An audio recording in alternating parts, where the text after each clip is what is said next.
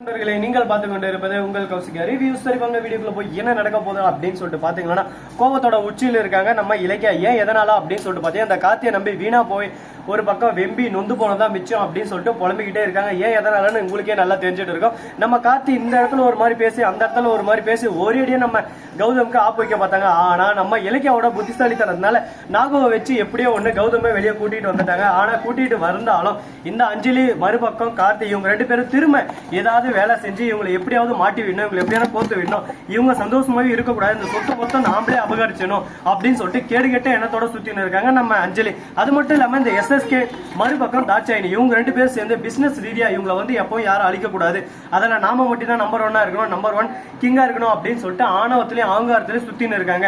இது எல்லாம் எங்க போய் முடிய போகுது, எப்படி முடிய போகுதுன்னு சொல்லிட்டு தெரியலங்க.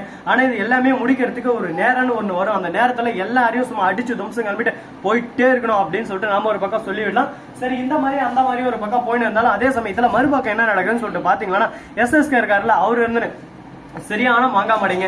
ஏன் எதனால அப்படின்னு சொல்லிட்டு பாத்தீங்கன்னா, நம்ம அஞ்சலிக்கு தெரிஞ்ச மாதிரியே பேசி, ஆனா அஞ்சலி எவ்வளவு பெரிய முட்டாளா இருந்தா இவங்க என்ன சொன்னாலும் இவங்க இருந்து அந்த ஆகாயம் இருக்குல்ல, அந்த ஆகாயத்துல இருந்துதான் ஏரோப்ளேனால டெய்லியும் கீழே குச்சி விளையாடுதான் அப்படின்னு சொல்லிட்டு சொல்றாங்க. அதை கேட்டதும் டெய்லியும் குதிக்குமா, அதை அப்படியே அழகா வந்து இறங்குதானே இறங்கும், குச்சை வெடிஞ்சிடாதா அப்படின்னு சொல்லிட்டு அஞ்சலி கேட்கறா. உடனே நம்ம எஸ்எஸ்கே நாங்க சொன்னா அது உண்மையா இருக்கும், நம்ப மாட்டியா அப்படின்னு சொல்லிட்டு கேட்கறாங்க. உடனே நீங்க சொன்ன எல்லாமே உண்மைதான்ப்பா, நான் நம்புறேன் அப்படின்னு சொல்லிட்டு அவங்க என்ன சொன்னாலும் ஏது சொன்னாலும் நல்லா அந்த பூம்பு மாடு எப்படி தலைய ஆட்டும் அந்த மாதிரி தலைய ஆட்டம் இருக்காங்க அஞ்சலி. இதெல்லாம் எங்க போய் முடிய போதோ யாருக்கு தெரியும், சொல்லுங்க பார்க்கலாம். சரி, இந்த மாதிரி எல்லாம் ஒரு பக்கம் போயின்னு இருந்தாலும் அதே சமயத்துல மறுபக்கம் என்ன நடக்குதுன்னு சொல்லிட்டு பாத்தீங்கன்னா, நம்ம கார்த்தி இருக்காருல, அவர் இருந்து அஞ்சலி நான் நிரந்தரமா இந்த மாதிரி பிளான் பண்ணல, நான் சொன்னதை ஃபர்ஸ்ட் புரிஞ்சுக்கோ, இது எல்லாமே செஞ்சது எஸ்எஸ்கேன்னு சொல்லிட்டு எனக்கு நல்லாவே தெரியும். ஆனா எங்க அண்ணனை எதுக்காக மாட்டி விட்டேன்னா, எங்க அண்ணன் பண்ணது எனக்கு துரோகம், அந்த சொத்தை எல்லாமே அவளே அபகரிச்சலாம்னு சொல்லிட்டு பார்த்தாங்க. இது என்னைக்கு நான் ஒத்துக்க மாட்டேன். என் அண்ணி பேச்சை கேட்டு எங்க அண்ணன் என்ன ரொம்பவே அவமானப்படுத்தி, அசிங்கப்படுத்தி, துக்கப்படுத்தி, துயரப்படுத்தி, வேதனைப்படுத்தி பாக்குறாரு. இது என்னைக்கு எதுக்காகவும் நான் யாருக்காகவும் பொறுத்துக்க மாட்டேன். என் உரிமை என் சொத்து அப்படின்னு சொல்லிட்டு நம்ம கார்த்தி ஒரு பக்கம் பச்சை டயலாக் கொடுத்துருக்காரு. என்ன கார்த்தி உன் சொத்து இதையெல்லாம் இந்த அளவுக்கு ஒரு பக்கம் உயர்த்தி வச்சது யாரு? கௌதம். இதெல்லாம் இந்த சொத்து எதுவுமே உனக்கு இல்லை, அதை ஃபர்ஸ்ட் நல்லா தெரிஞ்சுக்கோ. உன் இஷ்டத்துக்கு இஷ்டமாதிரி பேசணும்னு சொல்லிட்டு பேசணும் கூடாது அப்படின்னு சொல்லிட்டு நம்ம ஜானகி ஒரு பக்கம் திட்டி விட்டுறாங்க. ஜானகி எப்படி அங்க வந்தாங்க அப்படின்னு சொல்லிட்டு பாத்தீங்கன்னா, நம்ம அஞ்சலியும் கார்த்தியும் எங்க போறது என்ன பண்றதுன்னு சொல்லிட்டு தெரியாம கோவில்ல வந்து ஸ்டே பண்ண இருக்காங்க. அந்த சமயத்துலதான் நம்ம கடவுள் மாதிரி குறுக்க வந்துட்டாங்க ஜானகி வந்ததுக்குடா பெரிய விஷயம் இல்லைங்க. ஆனா அவங்க வந்து பண்ண விஷயம் தான் மிகப்பெரிய ஒரு விஷயம். பஞ்சு டயலாக் ஒரு பக்கம் அடிச்சு விட்டுன்னு போயிட்டே இருக்காங்க. இதுக்கு மேல அங்க பேச்சே கிடையாது, ஒரேடியா வீச்சு தான் அப்படின்ற மாதிரி ஒரு பக்கம் வேற லெவல்ல தெருக்கி விட்டு இருக்காங்க. இதுக்கு மேல பேச்சே இல்லைங்க. அந்த மாதிரி ஒரு பக்கம் நம்ம கார்த்தி அந்த இடத்துல இருந்து கிளம்ப பாக்குறாரு. இந்த மாதிரி அண்ணனை ஏமாத்தி பொழைக்கிறதுக்கு நீ பொழைக்காமே இருக்கலாம்டா, எதுக்குடா உனக்கு இந்த மானகட்ட பொழைப்பு அப்படி இப்படின்னு சொல்லிட்டு கார்த்தியை பார்த்து கேட்கறேன். கார்த்தி வந்து நான் என்னமா பண்ணேன், அண்ணன் தான் என் சொத்து எல்லாமே அண்டி பிச்சை கேட்டுன்னு சுருட்ட பார்த்தாரு. நான் இந்த இடத்துல உஷாரா இருந்தேன், அதனாலதான் என்ன தப்புன்னு சொல்றீங்களா அப்படி இப்படின்னு சொல்லிட்டு கார்த்தி ஒரு பக்கம் பிடிவாதமா விவாகரத்துக்கு அந்த மாதிரி இந்த மாதிரி ஒரு பக்கம் பேசின்னு இருக்காரு. ஆனா இது எல்லாமே நம்ம கண்டுக்க கூடாதுங்க.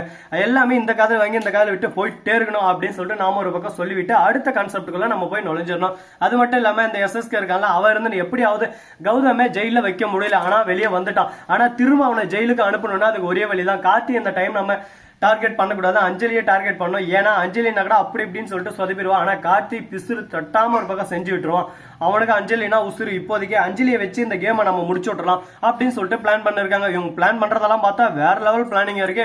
இப்போ சுவாமி நமக்கே ஒரு பக்கம் பயம் தள்ளுது, ஒரு பக்கம் ஐயோ இந்த மாதிரி பண்ணுவாங்களா அந்த மாதிரி பண்ணுவாங்களா எந்த மாதிரி தான் பண்ணுவாங்க அப்படின்னு சொல்லிட்டு நிறைய கேள்விகள் நிறைய குழப்பங்கள் ஒரு பக்கம் நம்ம மைண்ட்ல ஓடிட்டே இருக்கும்.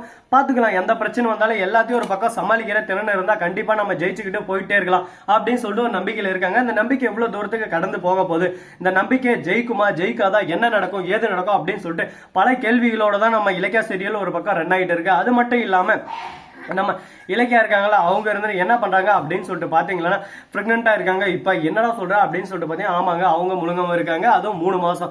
இந்த விஷயத்தை எப்படியாவது நம்ம விஜய் கிட்ட சொல்லணும் அப்படின்னு சொல்லிட்டு ஆசைப்பட்டு இருக்காங்க கௌதம் கிட்ட. ஆனா கௌதம் ஒரு பக்கம் என்ன சொல்றாரு ஏது சொல்றாருன்னு சொல்லிட்டு பாத்தீங்கன்னா, விஜய் வந்து டாக்டரா இருக்காரு, அந்த டாக்டர் கிட்ட தான் போய் சொல்லி எல்லாம் உண்மையா ஒரு பக்கம் தெரிவிக்கிறாங்க. இந்த விஷயத்த கௌதம் கிட்ட எப்படி ஆரம்பிக்கிறது எப்படி சொல்றதுன்னு சொல்லிட்டு தெரியாம முடிச்சுட்டு இருக்காங்க. இன்னாடி உனக்கு அதனால ஒரே குழப்பமா இருக்கு. நான் வந்து இப்ப புது கான்செப்ட் புது கேரக்டர் உள்ள கொண்டு வந்திருக்கேன். அவர் யாருன்னு சொல்லிட்டு பார்த்தா அவர் தான் விஜய், அவர் தான் டாக்டரா இருக்காரு, அவர் வந்து சிறந்த டாக்டர். அவர்கிட்ட எப்படியாவது எஸ்எஸ்கே காசை கொடுத்து ஒரே அடியா இலக்கியாவோட குழந்தைய அதாவது கருவை கலைச்சிடணும்னு சொல்லிட்டு பார்த்துன்னு இருக்காங்க. ஆனா இது நடக்குமா, இதுக்கு வாய்ப்பு இருக்கா, இப்படி நடக்க சான்ஸ் இருக்கா அப்படின்னு சொல்லிட்டு நிறைய கேள்விகள் ஒரு பக்கம் ஓடின்னு இருக்கு. இந்த கேள்விகளுக்கு மத்தியில இன்னும் என்னென்ன நடக்க போகுது, ஏது எது நடக்க போகுதுன்னு சொல்லிட்டு தெரியலீங்க. ஆனா நிறைய குழப்பங்கள், நிறைய திருப்பங்கள் எல்லாமே வந்துகிட்டே இருக்கும். எல்லாத்தையும் ஒரு பக்கம் சமாளிச்சு நம்ம வாழ்க்கையில நம்ம முன்னேறணும். அதுக்கு ஃபர்ஸ்ட் நம்ம என்ன பண்ணோம், ஒன்னும் பண்ண தேவையில்ல, அமைதியா உட்காந்து மட்டும் போதும் அப்படின்னு சொல்லிட்டு நம்ம SSK சொல்லிருக்காரு. இந்த வீடியோ உங்களுக்கு பிடிச்சிருந்தா லைக் பண்ணுங்க, கமெண்ட் பண்ணுங்க, ஷேர் பண்ணுங்க, டிண்டிங் மேல தட்டி விட்டு போங்க. அப்பதான் நான் போற அடுத்த வீடியோ உங்களுக்கு உடனுக்குடன் நோட்டிபிகேஷன் வந்து கொண்டே இருக்கும். மிக்க நன்றி. தேங்க்ஸ் ஃபார் வாட்சிங். Tata, see you. நன்றி, வணக்கம், வந்தனம், வருகை, தருகை, டாடா, பை பாய்.